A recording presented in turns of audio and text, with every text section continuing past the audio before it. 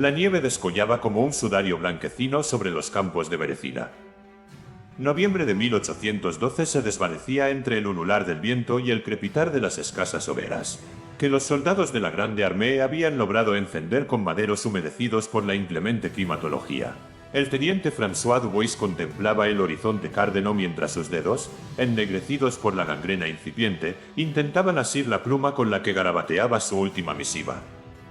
La retirada de Moscú se había convertido en un éxodo macabro. El ejército napoleónico, otrora magnífico y soberbio, era ahora una procesión de espectros famélicos que se arrastraban por la estepa rusa. François había visto cómo sus camaradas sucumbían uno tras otro, devorados por el frío, el hambre o los cosacos que, cual buitres, acechaban a los rezagados. Aquella noche, mientras el campamento se sumía en un silencio interrumpido solo por los gemidos de los moribundos, François percibió una extraña luminiscencia que emanaba del río helado. Una fosforescencia verdosa que serpenteaba entre los bloques de hielo, como si el propio Berecina exhalara un hálito mortecino. ¿Lo veis también?, preguntó a Armand, un granadero que compartía su exigua tienda. No veo más que la nieve y la muerte aguardándonos, respondió este con una mirada vidriosa. Deberías descansar, mañana cruzaremos el río si los ingenieros terminan los puentes. Pero François no podía apartar sus ojos de aquella emanación fantasmagórica. Entre la bruma, le pareció distinguir figuras humanas que emergían de las aguas gélidas.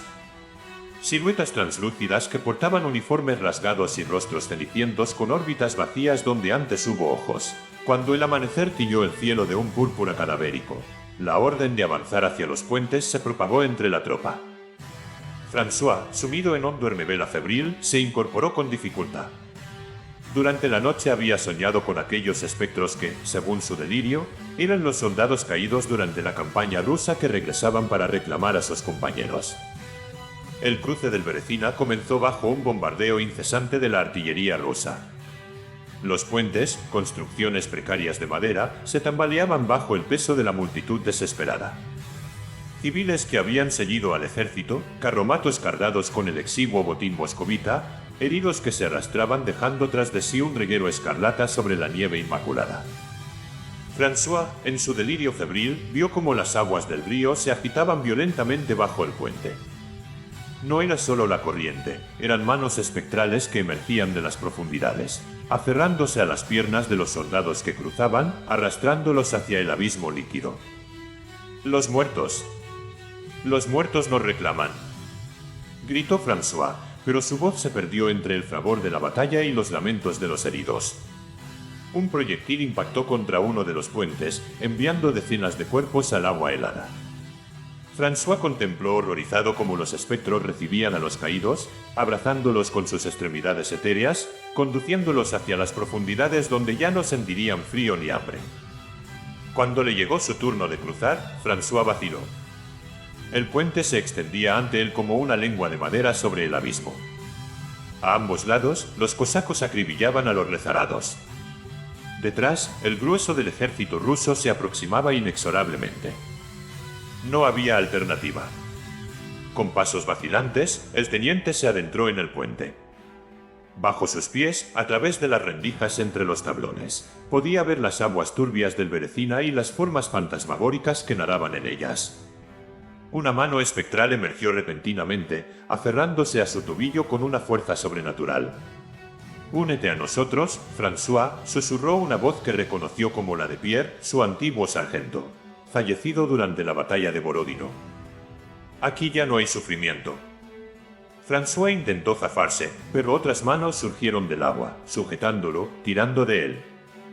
El hielo que cubría parcialmente el río se quebró con un crujido ominoso, y el teniente sintió como su cuerpo era arrastrado hacia las gélidas aguas. La sensación del agua helada fue paradójicamente reconfortante. El dolor de sus extremidades congeladas se desvaneció instantáneamente. François descendió hacia las profundidades, rodeado por los espectros de la Grande Armée. Miles de soldados flotaban en un silencioso cortejo subacuático, sus uniformes ondeando como aldas, sus ojos vacíos fijos en él. En ese instante de claridad previo a la muerte, François comprendió. No eran espíritus vengativos que buscaban arrastrar a sus camaradas. Eran almas compasivas que ofrecían una liberación del tormento terrenal. Una hermandad eterna en las profundidades del Berecina, donde el frío y el hambre ya no importaban. François exhaló su último aliento, que ascendió en forma de burbujas plateadas hacia la superficie. Su cuerpo, liberado del sufrimiento, se unió al ejército de espectros que habitaban el río.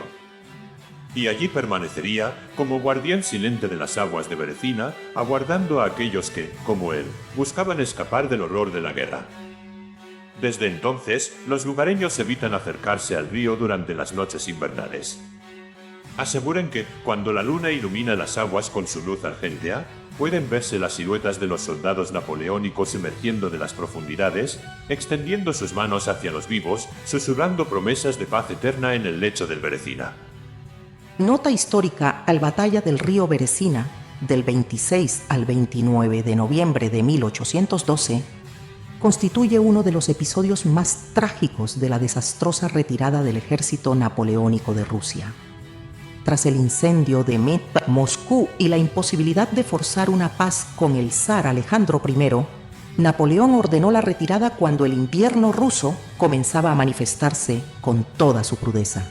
Al llegar al río Berecina, la Grande Armée, reducida a unos 49.000 combatientes, de los aproximadamente 500.000 que iniciaron la campaña, se encontró con que los rusos habían destruido el puente. El general Eblé y sus pontoneros lograron construir 2 puentes precarios bajo condiciones extremas.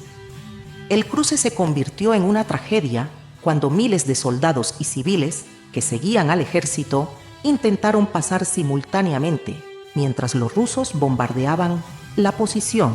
Se estima que entre 10.000 y 20.000 personas perecieron en las aguas heladas del Berecina. Esta batalla se ha convertido en sinónimo de desastre militar y ha dejado una profunda huella en la memoria colectiva europea, dando origen incluso a expresiones como «c'est la Berecina» en francés, utilizada para describir situaciones catastróficas.